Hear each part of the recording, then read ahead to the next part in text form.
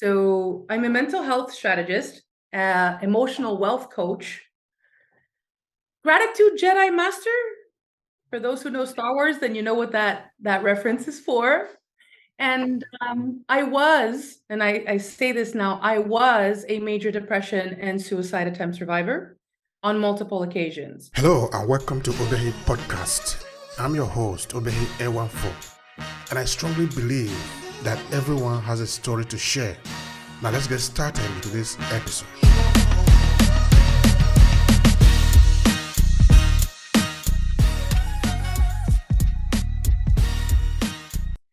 And the reason I say I was is that for a long time I would introduce myself as I'm a major depression and suicide attempt survivor, but then a mindset coach actually helped me out with this and said, you no longer are majorly depressed or suicidal or whatnot. So let's let that go. So that's why I keep saying now I was. And it's very pertinent to the story that I want to share today and how the movement that has been born from all this adversity, if you'd like, it's very relevant. So this is why I still use this in my introduction. So that being said, I'm really grateful for this opportunity. We've been trying to do this Obehi for some time, so I'm really, really happy that we're finally able to do this right now. And thank you. Thank you. Thank you so much, Sophia. All right, let's take some time to know you. So you are in Greece, right? Yes. All right. Tell me a bit about your childhood. We're important in that. That is where we usually start. Tell me, where were you born and where did you spend your young adolescence? So I was born in Montreal, Canada in 1983. I will be turning 40 at the end of this year. And I was born in Montreal, and my parents were Greek immigrants who moved to Canada in late 60s, early 70s. So I'm of Greek origin, I'd like to say, and I was raised very Greek. Essentially, from Greek school on Saturdays to folkloric dancing for a very long time, to going to church, to just being very present in the Greek community. And I've come to Greece quite a bit over the course of the last 30 years, and I always felt so attached, especially with the island of Crete that I'm currently on. And it was only a matter of time, I think, that I would wind up moving here. And August 1st of 2020, my husband and I moved here amidst the drastic global shift. We had considered moving 6 months before, but everything started happening, so we couldn't leave when we wanted. But whatever the case may be, here I am living on the island of Crete with my husband, and it was actually his idea to get here. So I almost feel like I manifested this somehow a long time ago, but it was really not me who suggested that we move to Crete. It was my husband who had an idea and said, you know what, no, let's just go. So here we are on the island of Crete, and I couldn't be more grateful to be here. Yeah. That's lovely. That's lovely. And sometimes it can be maybe your husband making the move or your wife making the move. And yeah, sometimes it happens. But at the end of the day, you both make the move and you are happy about it, right? Yeah. It's almost 3 years and we're pretty happy about it. So we're not leaving anytime soon. We are very grateful, both very grateful to be alive and to feel alive on this island. Definitely my mental health is the best it's ever been by living here. So I couldn't be more grateful for that. Absolutely. That's lovely.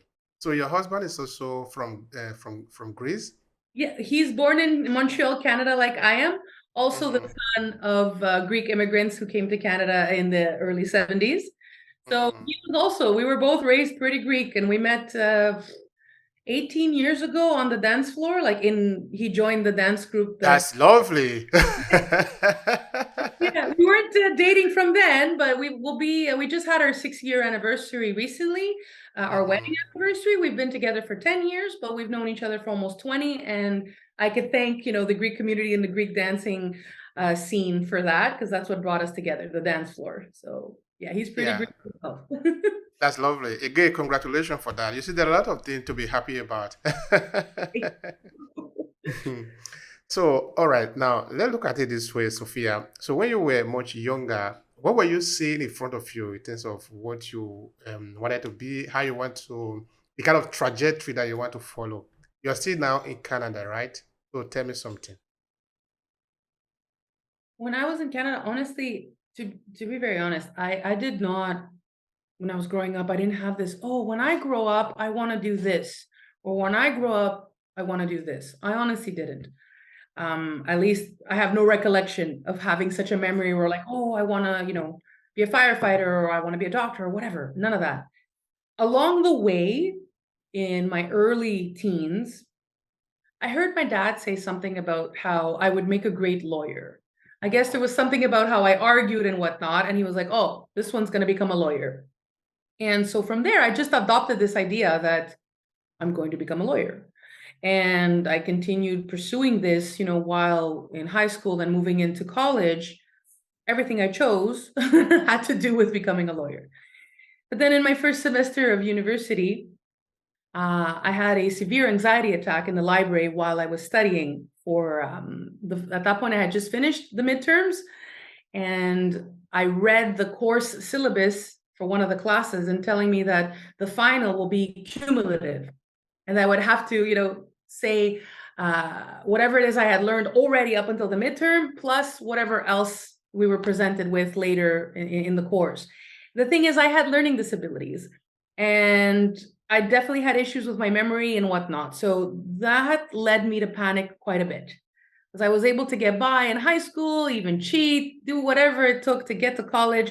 But then when I got to college, it was really not an option to do that. So upon having my first anxiety attack and really it getting, progressively worse and developing into my first, not even a first depressive episode, because it's no longer mine. Once that happened, I had to withdraw from my studies. And as a result of getting help from a psychologist a couple months later, because as I talk about in my new book that I recently launched, it wasn't obvious getting me help, especially 20 years ago when that happened, 21 years ago. It was a lot more stigma and taboo around the topic. So there was no way, my father was going to have his daughter see a psychologist. But after a couple months, they realized that I really needed help and support. So after seeing the psychologist and recovering from that first depressive episode, I immediately switched gears and went into psychology for my undergraduate, bachelor's degree. So from there, it just seemed like I was aligned with my purpose, because everything I've been doing ever since, even if I've tried switching out, because I've had a few depressive episodes over time, and every time I'm like, okay, you know what? I'm not going to go back to coaching or counseling because this keeps happening to me. And I don't want to leave people hanging anymore, being in the middle of treatment and whatnot. And then suddenly your therapist disappears because then she gets depression. I said, every time I say I don't want to do this anymore, something keeps happening and it keeps bringing me back on my path to helping people feel lighter, free, and more alive, to coaching them, to consulting them, to just counseling them and helping them overall, guiding them in acquiring emotional wealth and loving themselves. It keeps, things keep happening to bring me back on that path. So I did not know growing up, what did I want to become? But it seemed like this was always my purpose. And I had to experience those things, right, to be able to figure it out. So I know I went maybe a little bit on a tangent from childhood to now, but this is what has led to me doing what I'm doing today. Hmm. That is very important. Now, it looked like what I was saying to a guest one time, that sometimes maybe we just need to pass through certain experience to be able to mature. Uh, in that, if you have never passed through a certain experience, you really cannot speak of it from the first person's point of view. Yes. Okay, you can still speak because maybe you have read it in a book and you know this is what it is. Yes, I've heard this is what it is, but you really do not know what it is in terms of the experience. But when it has happened to you now and you are speaking from the point of view of what it is, then you know what exactly you are talking about. You can drag it to any angle, you know what, because you have felt it, you have been there, no? I've seen it You all. At this point where mental health is concerned, between my training and then my internships and my volunteering, I've seen it all there. But then on my own, having experienced these episodes, having had a stay in a psychiatric ward, having had some pretty awful experiences while in there as well, you know, every time I've come out on the other side, even stronger, more resilient, and even more capable of empathizing with my fellow human beings that are also struggling with their mental health. And I don't want to say that somebody, a therapist or a counselor or a coach who hasn't had a mental health related struggle, won't be able to assist someone. I don't want to say that. What I can confirm, though, is that it's much more fulfilling for me personally when I'm doing this work, given I'm able to empathize at that level. And for the most part, yes, the client or anybody really that I'm talking with or that I'm collaborating with in general, they're able to feel that or sense that, when I even bring in my story or when I'm even able to find the words for things that they're not able to find the words for because I've had the experiences already with this monster, as I like to call depression a monster, really. And my book is called Depression Doesn't Discriminate, a no holds barred account of what this monster is really like. So knowing firsthand what this monster is really like and being able to open people's eyes about it, I couldn't be more grateful for all the experience I had, all the experiences with those depressive episodes. Sure, I matured, but it goes beyond having matured. It's a really fulfilling sense. I'm really, really grateful. As odd as that sounds, I do teach people how to convert adversity into prosperity and learn how to be grateful even for moments where it's been bad moments in their lives, but they're able to pull out the good that has come out over time from those bad moments. So at first people are like, what? I'm like, yes, I'm actually grateful that I've attempted to end my life. As odd as that sounds, I am grateful that I understand this at a level that I wish no one really to ever have to understand it at this level, but I'm grateful that I understand it at this level and that I'm able to help open people's eyes, as much as possible as a result of these experiences. Thank you for that. So you were saying before that at a point you wanted to go to the psychologist for a kind of a control, but it looked like it wasn't something of a conventional conversation within the community that your Oh yeah. father would really like to hear that, something like that, but or to a point, and he of course will allow you to go there. Where actually I'm going in that direction is because now as a coach, because you are no longer a baby now, you're no longer a child, you have grown up, you are mature, you are a woman now. You are probably the one that people look up to for help in this area. So they have all sorts of questions. When you go to meet your teacher, you don't, okay, it depends on the kind of relationship you have with your teacher. You don't reserve the question that you want to ask. Okay, like a doctor, for example. Because if you don't take the doctor where it is paining you, you will never be healed from that. So it is true that your client, in this case, your students, they can ask you any type of question. They don't, whether you know it or not, but they throw it at you. You are like a rock now. So whatever it is that bothers them, if they want a solution to that, they're going to ask you. All right. So from this point of view, you know, what is really why are people not openly talking about depression or going to see psychologists or going to talk about that part of us that make us different sometimes, which is our mental health? Tell me Mhm. about that. I'm glad you asked this question because recently I was interviewed on another podcast and I brought this up and it was very helpful. Okay. So for some time now, there's been a stigma around mental health. A lot of people can't tell the difference between what it means to have a mental illness and what it means to have great mental health. So, for instance, when I had the depression, right, the clinical depression, I was mentally ill in that moment. Right now, I do not have depression.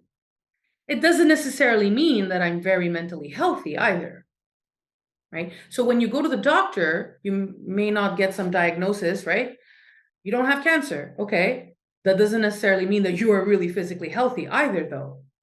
So already I wanted to start by making that distinction between mental health and mental illness. You may not have a mental illness, doesn't mean your mental health is in the greatest shape and it would be worth protecting, right?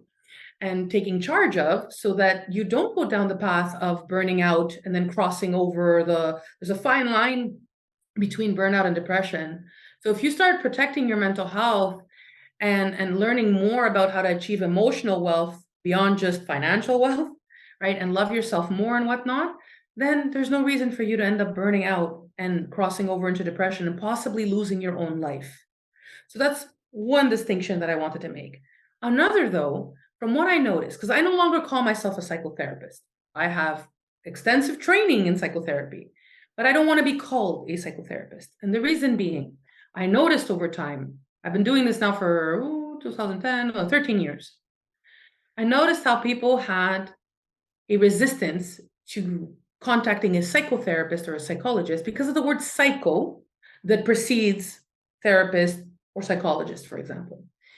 And really, this word comes from the Greek word psyche, your psyche. Maybe you've heard the word psyche, right? That's your soul.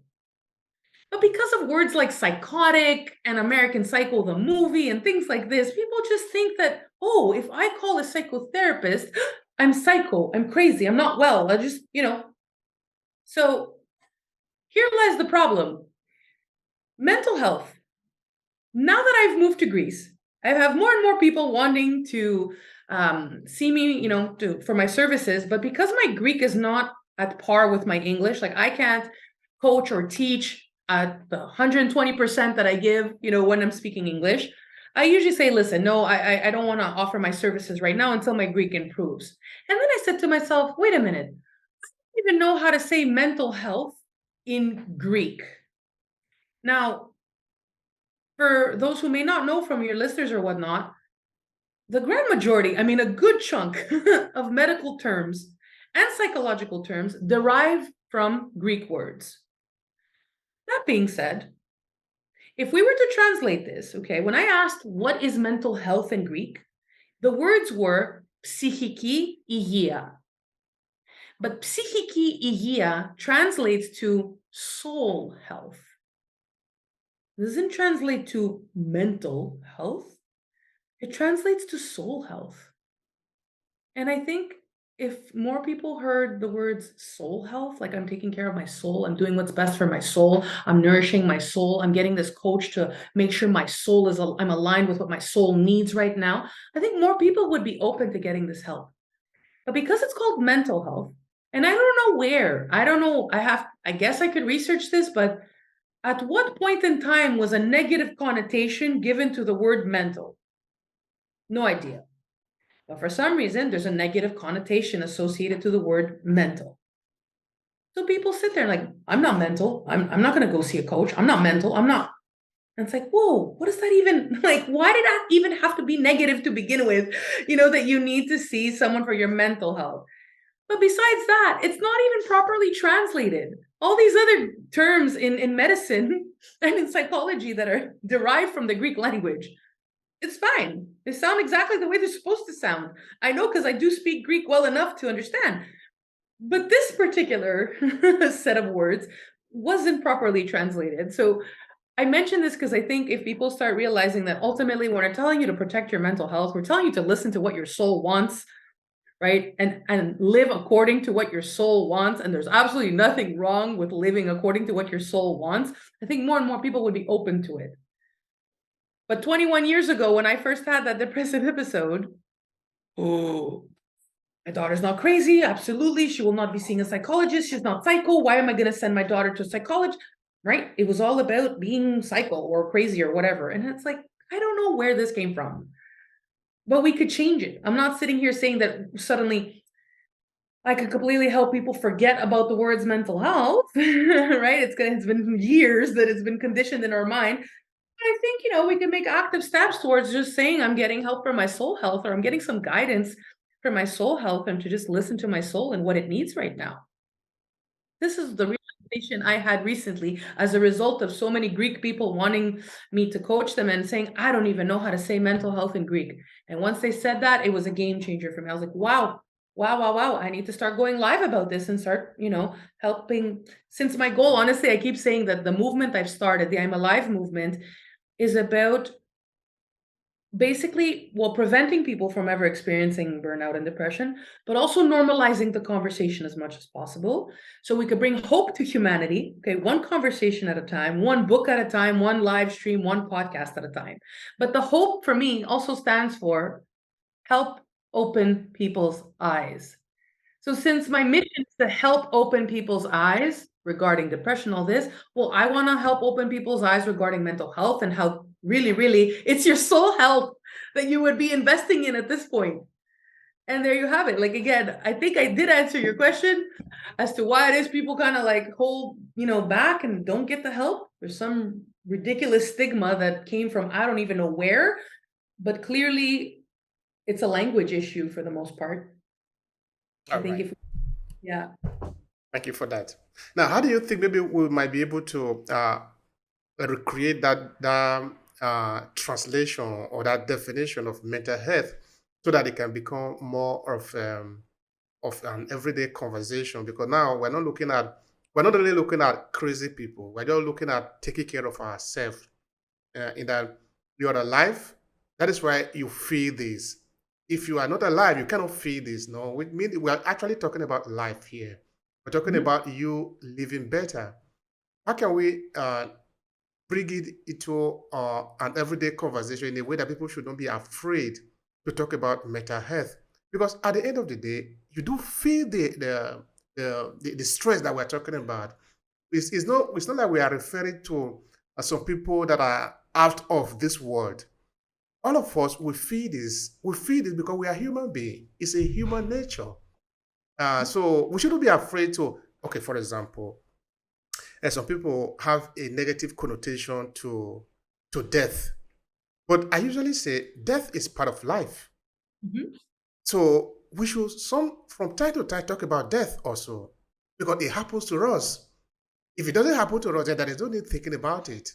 But if you know that if you are a living thing, if you are a human being, that at one point you are going to die, then if you are not talking about it because you are afraid that maybe if you talk about it suddenly it will happen to you, you are just neglecting what you're supposed to be talking about because Mhm. you really cannot stop it.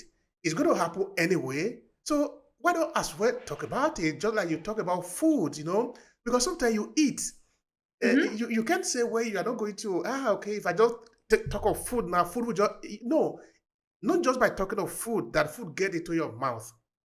So by talking of food, now you come to understand what are the components, what are the things that are good for you in food, so that you know how to take care of Yeah. yourself from the kind of food that you eat. So I think other things like health, because I think illness sometimes is just a kind of imbalance of the normal functioning of the body. So if that is what it is, then sometimes let's talk about it. So the question Mhm. really is, how can we bring this conversation into an everyday conversation in a way that people should not be afraid to talk about it? It is Yeah. normal. It is Mhm. normal that this thing sometimes happens to us. Well, you know what? Okay, so I'm glad you bring this up because, like I said, part of the purpose of the movement that I started is to normalize the conversation. And honestly, very often it's just to start talking because I go live very easily. I don't know why. I mean, I do know why, because my purpose is to help as many people as possible with this. So I think this is why I was granted this gift of having an ease with discussing and writing about, right, all the worst struggles I've had in my life regarding my mental health. A lot of people feel ashamed about it, feel guilty, whatever, don't talk about it as openly, again, because of the stigma. So I gratefully so am able to just sit there and like bring this stuff up. I was actually at the post office earlier today because I signed some of my books and I was sending them out to Canada. And the woman next to me asked me what this was all about. And at some point, I heard her say something about, wouldn't it just be simpler? It feels like death would be very liberating at this point. And I said, whoa, the other lady working there said, hold on, I think you would benefit from seeing a counselor because that's not a very helpful thought. And I just dropped a bomb at that point on her, which for me is easy, but I said, look, I am someone who's attempted suicide on multiple occasions. That is not a very healthy thought to have right now. And, let's have a chat. Let's just talk about this more, right? There's something up here. Let's talk about it.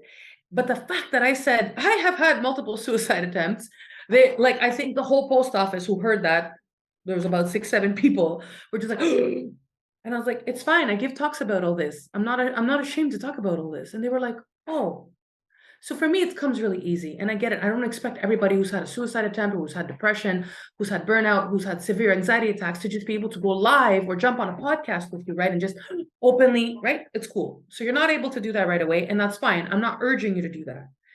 But the sooner you share with someone, even if it's a friend, a colleague, or, a family member, whoever really, the sooner you share with them that you've had such an experience, or that lately, you know what, you are feeling a little bit more stressed and you're not feeling like you're really in control of a lot going on in your life and you're feeling a little helpless.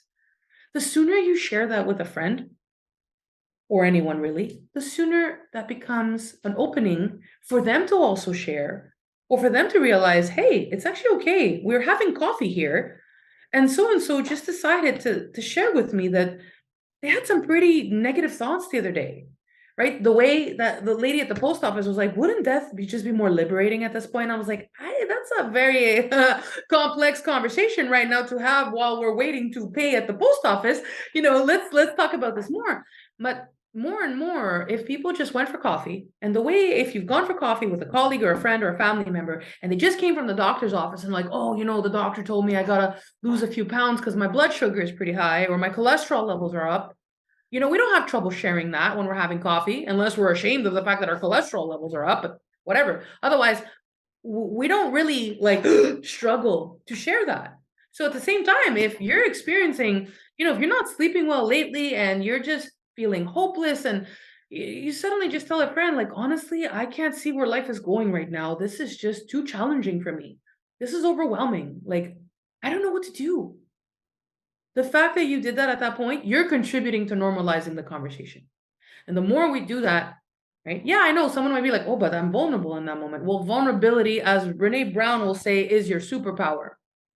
You actually sharing that will only lead you to connect further with whoever it is you're sharing it with. And on the off chance you happen to be judged by the person you share it with, well, then that's not someone you want in your life at that point. Eventually you will forgive them and eventually they'll become more aware. They'll educate themselves on the topic. But for the most part, people will listen and people will want to help somehow. So even with my book, right, I kept saying, and I even designed it this way, like it's pretty loud, right, on the title. And I did that because I wanted to be on people's coffee tables. Like, let's say somebody walks in your home and, you let them in, but you have to run in, you're still doing something in the kitchen and you're like, I'll be right with you. And they're sitting there in your living room and they're seeing this book on your coffee table. Now, if you've never shared anything with them about possibly having had depression, they might be like, whoa, does Obehi have depression? Like, what's going on? Why does he have this book? But then if they turn it around and it says who the book is for, it says someone who doesn't have any form of depression, yet seeks to understand and cares to listen. Someone who wants to positively contribute to normalizing the conversation around depression in order to save more precious lives. Right? Someone who cares deeply for someone suffering right now and would like some tips on how to better approach them. So already I was like, can we please make this a coffee table book? Because right there, if you just have this on your coffee table in your home, that's enough to spark a conversation with the person who came over. Even if they came over to talk to you about something else, the mere fact that this is on your coffee table and looks like this, they'd be like, whoa, what's up? What's going on? And then you end up having a conversation. Maybe you're not depressed, but you just bought it because you want to be supportive of this movement, or you want to learn how to better communicate with a friend or a family member who happens to have depression right now. Whatever the case, like that person sparking the conversation because they saw the book. What a way to start normalizing it. But if you don't have the book on your coffee table, I'm not absolutely saying you absolutely need to buy this book. Why If you not? feel, People should buy it. I mean, I They want to, should. but I'm not like, oh, absolutely. If you don't buy this book, then you can't normalize the conversation. No, you could still normalize the conversation, even if you don't. I would love for this book to wind up on coffee tables worldwide. I poured out my darkest moments really in my life, my biggest struggles in this book to help open people's eyes. It's literally a vivid account, and it says in the disclaimer, this book is certainly not for the faint-hearted, and it's filled with triggers. It is for informational purposes only, and it's not intended to diagnose and treat. Okay. But it's a vivid and raw, unfiltered recounting of my personal experiences, including details about attempts to end my own life. And I did that so I could open people's eyes as much as possible so that, you know what? Okay, they feel themselves burning out. They're not going to keep pushing through the burnout. Instead, they'll take some steps to reduce their stress, to sleep better, to achieve emotional restoration, right? Because a lot of people just think, sleep is enough, but sometimes, right, you need rest in other areas as well. So like digital restoration, emotional restoration, there's multiple ways, multiple types of rest that we need. But yeah, I would just love it that people don't end up going anywhere near as far as I had to go, get to this point. It really doesn't have to be that way.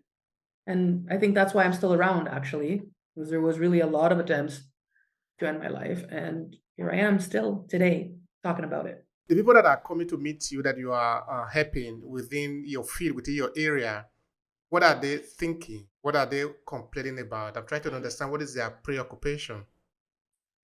Honestly, a lot of people who come my way, well, to start at first, because of my history with having experienced these depressive episodes, very often there will be people who come to me who are experiencing depression or who suspect that this is what's happening. Then I will have people who, in essence, want to feel lighter. This is what I talk about. I help people feel lighter. So people who are walking around with a lot of anger, resentment, right, heaviness inside, and know there's just something not right here, right? Like they're having a hard time moving forward. They can't quite put their finger on it. They do recognize that they're not sleeping well, and they're like, "Oh, what's up? What does this mean?" There's people that are presently right now, I would say, from my clients, people who recognize that there's certain patterns they keep repeating in their relationships and whatnot. People who are recognizing that perhaps it's not always obvious, right, to people to know that it's a lack of self-love. But because I talk a lot about this, right, they're recognizing that, you know what, I don't think I do love myself authentically because I'm consistently doing everything for everyone else, as opposed to checking in with what I need and what my soul needs, basically, right? So most of the people who come to me are either like really stressed out and are tired of feeling this way, because my Instagram handle even is be alive, feel alive. My hashtag is it's 316 and I'm alive. It's called the I'm alive movement. People have seen how I've been in such a horrible state when I was experiencing those depressive episodes. And then they see me loving life right now and wondering, what are they missing here? And what can they do to also feel as alive? Because I keep talking about how fulfilled I feel and how alive I feel. And it goes beyond because I live on this island, right? So a lot of people will come to me when they're recognizing that they're not feeling alive. They're walking around, they exist, they're alive, but they're not feeling alive, right? So that's typically the people who will come see me, right? That like are recognizing that their productivity is not where they'd like it to be, right? So they don't have like a severe mental health related issue here, but at the same time, based on the way they speak to themselves, right? There's the doubt creeps in a lot, and they don't know why doubt keeps creeping up a lot, because at the same time they have achieved so much, and they're recognizing that somewhere there's something that's holding them back from moving the needle forward, right? So, I mean, there are multiple reasons really why someone would come see me. Like I help people as well with grief. I help people with, career counseling. Like there's a lot of areas that I've tackled over the years, in the 13 years of doing this. Especially for years, I was an anger management counselor. And I hate the word management associated to anger, because a lot of people assume that that means like you're severely aggressive, and that, only somebody who's like court mandated and really aggressive goes to anger management. But really, really, the whole planet would benefit from what I teach when I would run those anger management groups, right? Or even in my course, everybody would benefit from learning what the surprising purpose of anger is, like what's really going on when I'm angry, and being grateful for the fact that anger came along because it's trying to tell me something and teach me how to meet my needs and all these things. So for the most part, I think I would say, again, people who are burning out, people who are just have had enough, right? This is I would say primarily the people who seek me out. So I could go from helping the person that is struggling with their mental health at a more severe level, given all the training I have. But at the same time, it doesn't have to be someone struggling. It could just be someone wanting to achieve more success, but hitting a rock, hitting a wall, and not being able to quite figure it out because they're just so tired, and they're not actually appreciating what they've accomplished so far, right? And they're not really loving themselves authentically to be able to move forward at a healthy level in their business or in their careers or whatnot. So again, multiple ways of, I am, given the experience I have, I don't like niching down specifically, because I have seen so many people over the years from so many walks of life and for so many different reasons. that this is what it comes down to. You can come to me for this, or you could come to me for that, and I could help you just as much for either.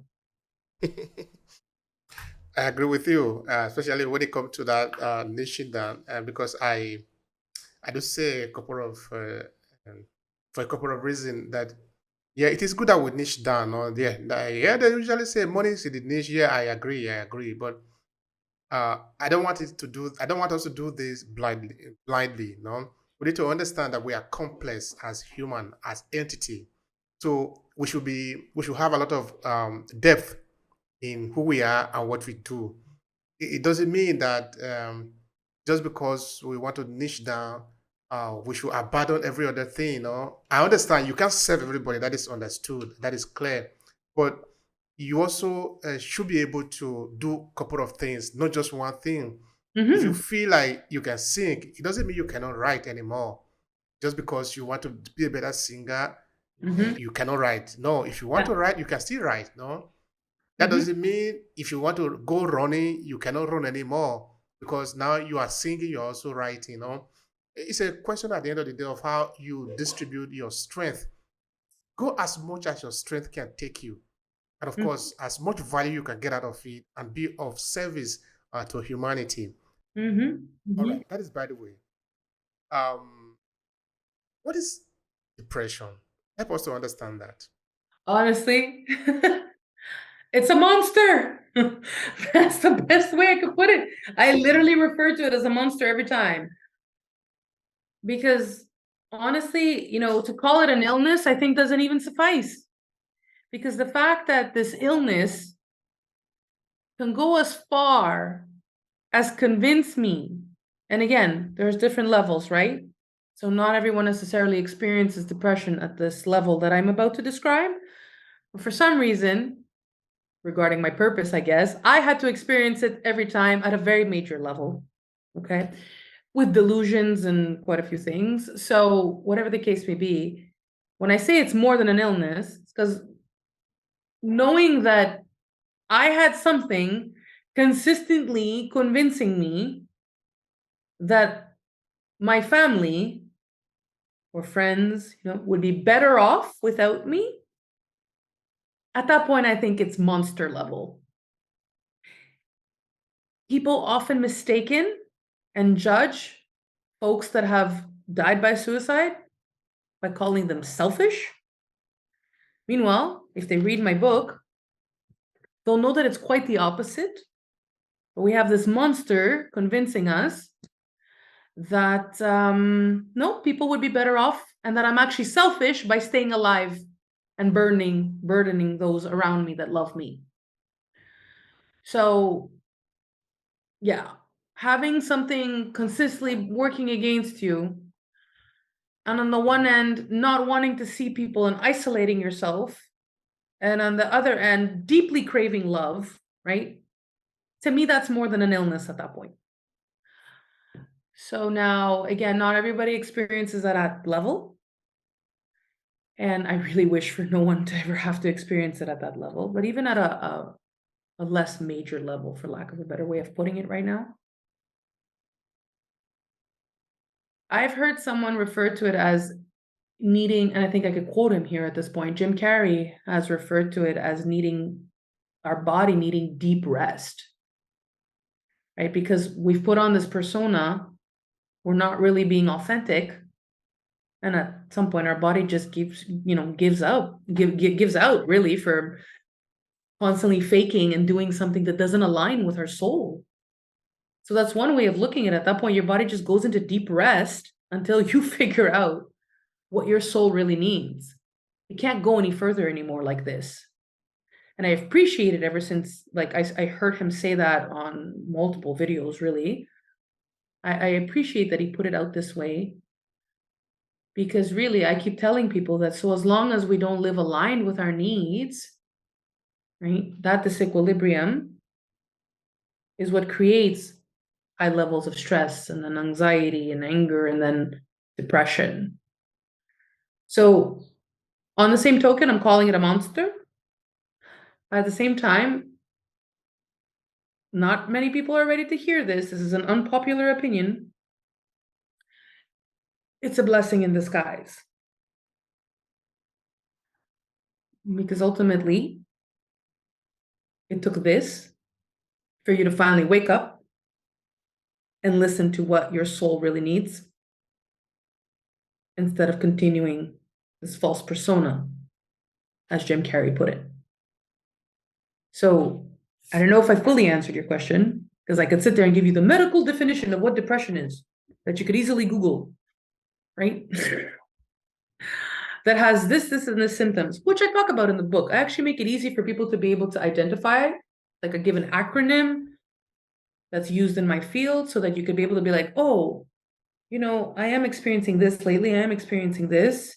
Yeah, I have been feeling this in these last 2 weeks. Okay, I might be experiencing depression.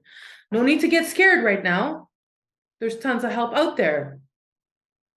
Of course, it would be great that you land on the right help because, there's often misguidance anyway in the field. And I could say that I have been on the brunt end of that experience as well with the episodes that I've had. But whatever the case may be, it really is a misalignment that can sometimes go in a very nasty direction, like it has for me. But the grand majority, I shouldn't say grand majority, a good chunk of people, at least that I know, who have had depression had not reached that level, right? But it doesn't mean the level that they were at was pleasant to live with either, right? It's what I call unnecessary suffering. And all of this not listening to our needs and catastrophizing things in our mind and comparing ourselves to people and therefore increasing our anxiety or our self-loathing. All of this is unnecessary suffering. The pressure, putting ourselves down, constantly, being in a rat race, trying to do more, unnecessary suffering, right? Harboring resentment, anger, guilt, all of these things, unnecessary suffering. Suffering is part of the human existence. We cannot avoid it. Unnecessary suffering, though, doesn't have to be part of the human existence, and we could avoid it, provided we learn how to, because we also were never taught really in school, anywhere really, how to listen to my needs, how to take steps, what the need really means for me. How can I take these steps to start meeting my needs so that my soul is more in alignment? How could I let go of anger that's not serving me? What could I do to, boost my own self-esteem and not rely on someone else, right? Like, what can I do to more effectively communicate without feeling guilty when I'm communicating what I really need right now? None of this was taught to us, unfortunately. At the same time, fortunately, there is a course out there because I've put it together from all my years. I found myself repeating a lot of, we make the sessions as unique as possible, of course, having to do with the person that's in front of us. But there was a lot of common threads along the way where I found myself repeating certain things regarding our inner critic, regarding our needs that are not met, regarding anger that we're harboring, regarding communicating. There's a lot of stuff I kept repeating over time. And from the groups that I ran in rehabs, I was like, I need to put a course together, honestly, and put it out there. And hopefully one day this course will be like in the education system, like in a curriculum, worldwide, where students could learn this stuff from early on, right? Rather than continue with unnecessary suffering into adulthood and possibly for the majority of their lives, right? So I've put a course together, and I mean, I would love it. I would love it if the whole planet just, even people who believe that they're at their top mentally healthiest right now because they've done a lot of, let's say, mindset work, I'm pretty sure they would even still benefit from this course because there's just too many things that we were not taught. We are here because we have something to contribute to humanity. So we really should be out there doing this. It is important. But I have a curiosity. Is it only human beings that feel this depression, or do we have a way of knowing if other life that we are co-sharing experience also feel it? I don't know, maybe like the rat, like the spider. I'm trying to see, is it a construct of us as human beings to feel depression, or is it a normal cycle of life? Do we also see maybe dog? Okay, dog is influenced by human being because we force the dog to live with us, so we give you what you want to eat. So that okay, we also transmit what we feel. But like the birds that don't live among our circle, if we look at life in general, is it that depression is part of life or is part of the human life. What do you want to say about that? Honestly, I have a spiritual healer who once told me that depression didn't even belong to this dimension. And this is why we who have experienced it have such a hard time helping someone who hasn't experienced it understand it. So, for example, even writing this book, even though I gave so much vivid detail to really paint the picture of how bad it gets, okay? First, it starts off with first chapter, first suicide attempt. It's all in there. Even though I did that, I still struggled to find the words to get someone who has not ever experienced this to understand what happened there. No matter what I say, I can't actually find the words. There's nothing I could possibly, if you've never experienced this, oh, there's nothing, I'm feeling an echo, sorry. So there's nothing I could tell you that will allow you to really understand this unless you live with yourself. Because if someone hasn't lived with it, it doesn't matter what I say, your mind, you can't envision all the things that I'm going to describe in here. You're going to be like, whoa, that's heavy. But I'm still not finding words for you to really get it. Only if you've lived it at this level can you get it, right? So when the person said it's because, well, we can't find the words because it's from another dimension, it doesn't belong to this dimension, even though I couldn't fully understand it at the time, and I know that could sound like a very woo-woo concept to a lot of people, I really believe it. It really resonated with me. And so going back to your question of like, is it part of life? I don't think it has to be. And if it is, maybe not, part of this life right now. It's from somewhere else, and it doesn't have to be this way. But if you don't take the steps to work towards acquiring emotional wealth and to loving yourself, right, and protecting your mental health or your soul health, if you don't take steps, then you're inviting it in from whatever dimension it's from. It's like you're inviting it in at that point, and it doesn't have to be. You don't have to invite it in. Given like people like me are educating you on the topic, you don't necessarily have to go through this. Not every single human being will experience depression, right? Even though some are like, oh, there's more than the 1 in 4 that they'll say worldwide. I don't think every single being will or has to experience it. We just don't know who will, and that's why the title is called Depression Doesn't Discriminate. It could happen to anyone, no matter your age, race, sex, gender, religion, occupation, financial status. It could happen to anyone. So all I can do is encourage people to do more towards building emotional wealth so that they don't invite it in. All right. Thank you for that. You see, that question was coming from the background that sometimes we do need to learn from nature because we are part of nature. If something is natural, then okay, so that there's little we can do about that. Like sometimes you do feel hungry, you can't stop yourself from feeling hungry because it's just part of life, no? Sometimes some sickness are also part of it, but if there are things that we can avoid, then we need to avoid it. And to also learn from Mother Nature, we understand that nature have a way of regenerating itself. Therefore, if we can tap into nature sometime, we are also able to regenerate ourselves because we are part of the process. So I'm trying to see now if there is a way we can sort of liaise with who we already are naturally, which is natural entity, to reduce the severity we have about depression. I don't know, like visiting nature often, like getting out and having a walk in nature, things like that. I'm trying to see if there is any way that can contribute to reducing the depression that have become very hard for a lot of people. What do you have to say about that? Honestly, the more we're in nature, the better. Okay, the more we reconnect with nature, it's been proven time and time again. And you know what? Rates of depression are not as high in every single country in the world as they are in North America, for example. I can't speak for the European statistics. I've been in North America for the majority of my life, up until 3 years ago.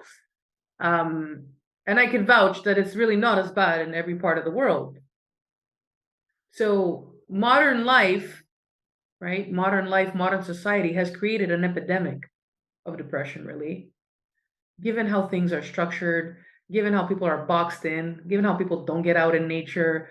people are sitting there and paying, thousands of dollars, which is worth really, in terms of investing in your mental health and your soul health.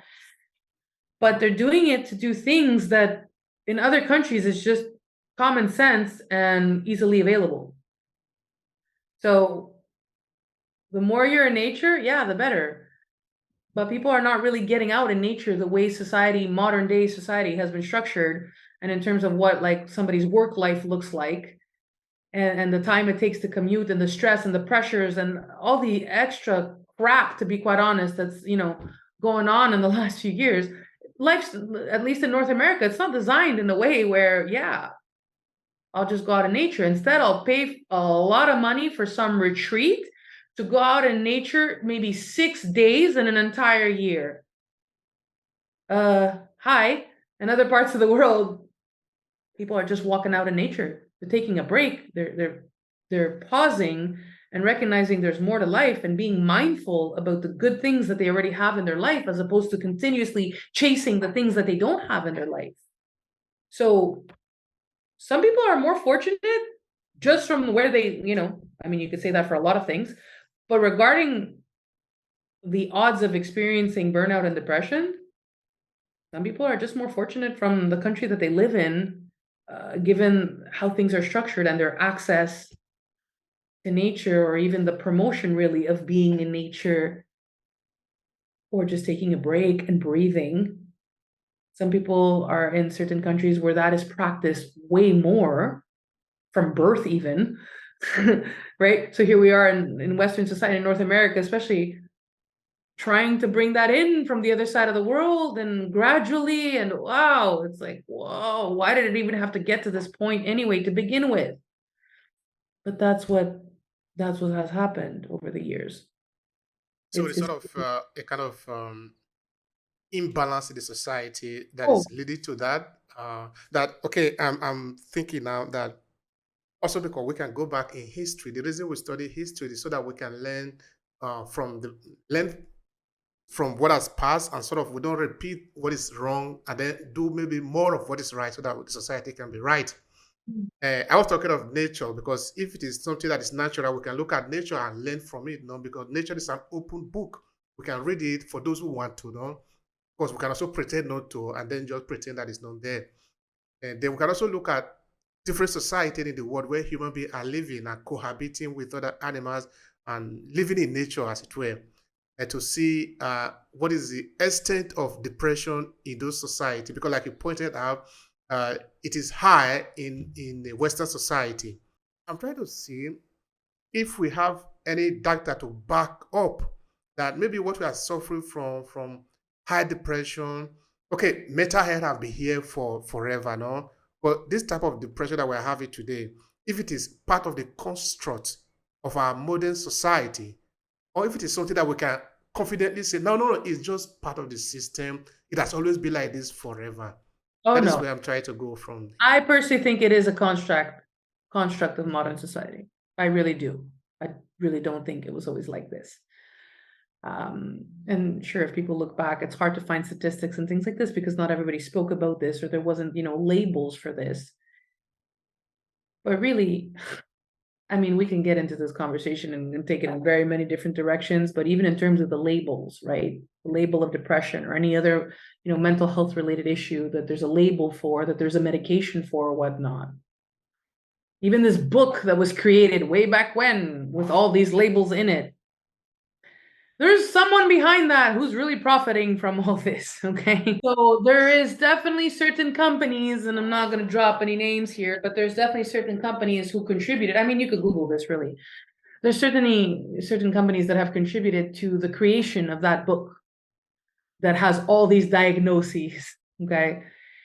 And really, really, what I like is someone I've met on LinkedIn a couple months ago, that I really admire the work that he does and how he approaches helping people with this, right? He also, and I'm plugging this in right now, he also has written a book that's coming out soon. And he says, you're not depressed, you're unfinished. And I love that because it goes back to what I was saying earlier. Really, really, you just haven't been listening to your needs and to what your soul wants.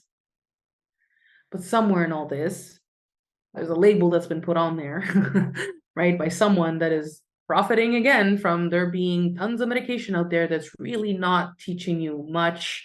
That's just healing you, not even healing you, treating you, but not really healing you.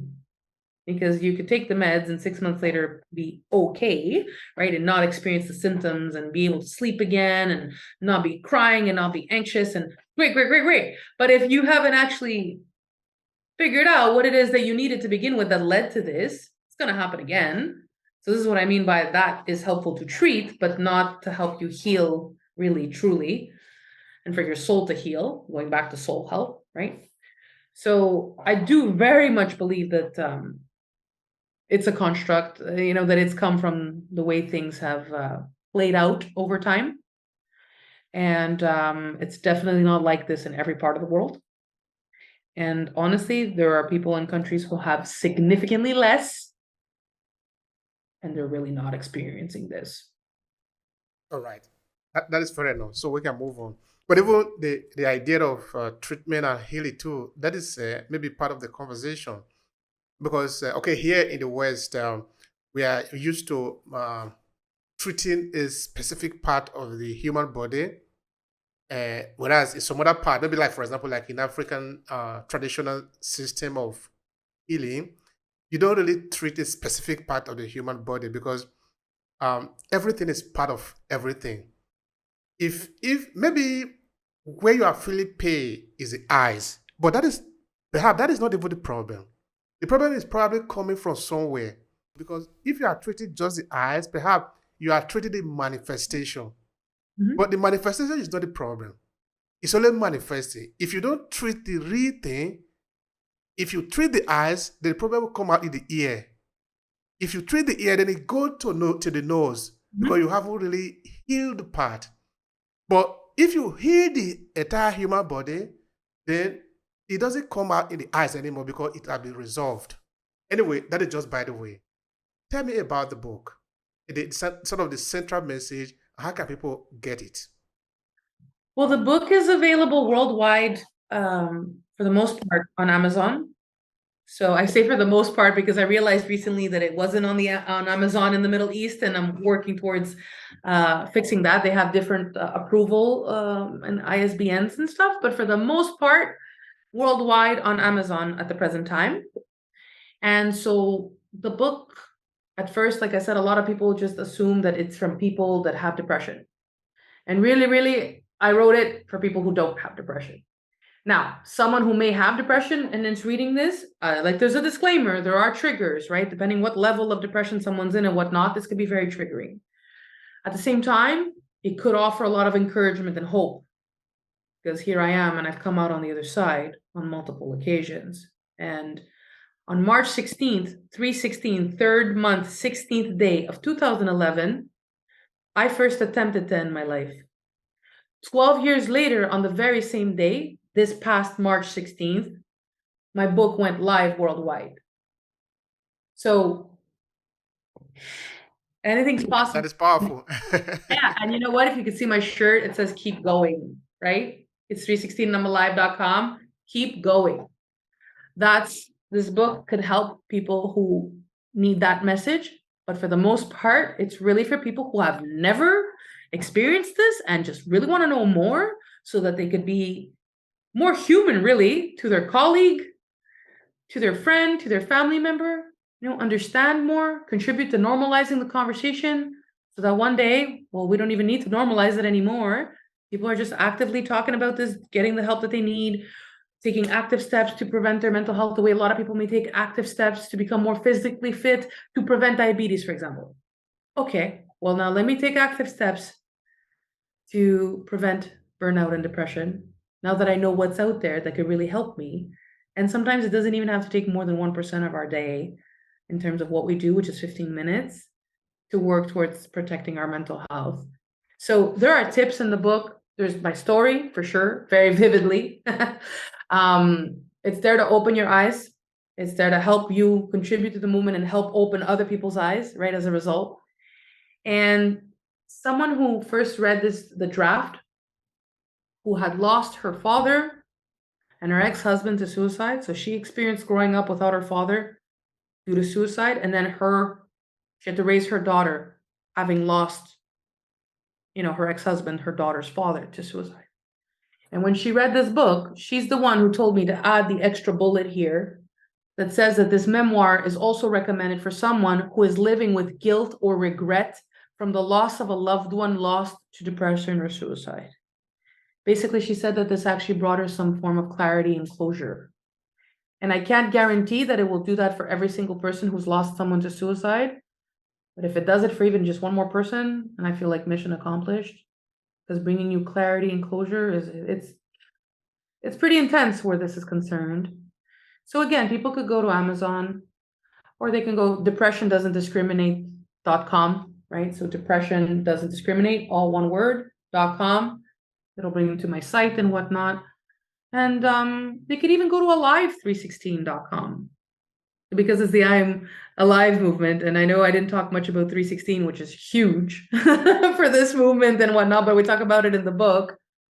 They can go there and see whatever else I do and offer. But I do want to make sure that people from today, from the moment that they hear this podcast, start taking active steps towards loving themselves authentically and to protecting their mental health. If people go to selflovesaveslives.com, so selflovesaveslives.com, they can download my I Dare You to Love Yourself ebook for free and watch clips on there and strategies on how they could take these steps right now for themselves, or even to share it with a loved one.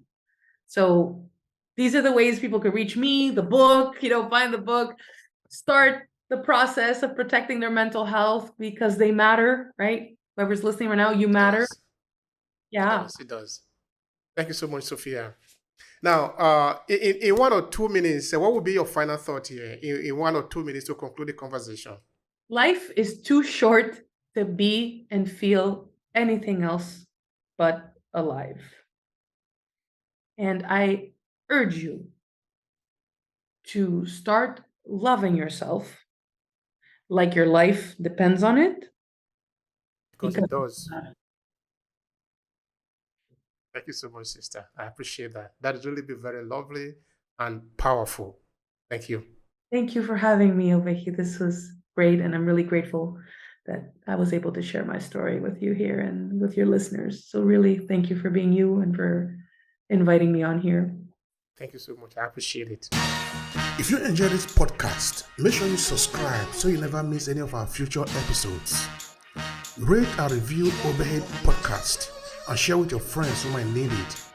I remain Obehi Ewafo. Thank you so much for listening, and talk to you in the next episode.